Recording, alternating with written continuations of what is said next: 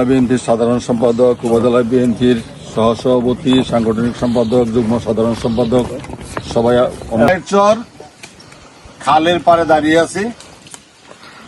অনেকেই হয়তো জানেন যে গত অতিবৃষ্টির সময় এই বাহেরচর খালটি ছিল বেদখল। গত 17 বছরে যাবৎ এই খালটি আমাদের রেকর্ডের খাল, সরকারের খাল বেদখল ছিল। এইখানে পানি জমে এই এলাকার মানুষের বুড়ো ফসল এবং সবজি ফসল নষ্ট হয়েছিল।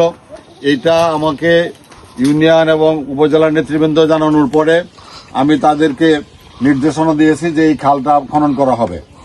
এই খাল খননের জন্য আলাদা কোনো বরাদ্দ ছিল না।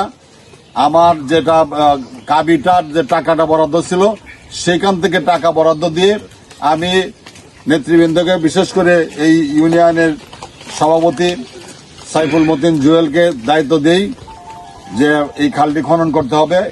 আজকে আমরা পরিদর্শনে এসেছি এবং আমরা এই খালকে সচল পেয়েছি।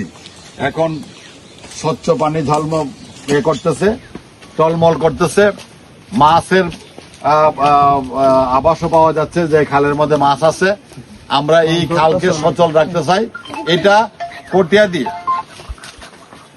এটা কটিয়াদি উপজেলা বিএনপির একটা বড় অ্যাচিভমেন্ট যে একটা বেদখল খালকে আমরা সরকারের মাধ্যমে এটাকে দখলে এনেছি এবং এখন এটা প্রবাহমান একটা খাল হয়েছে।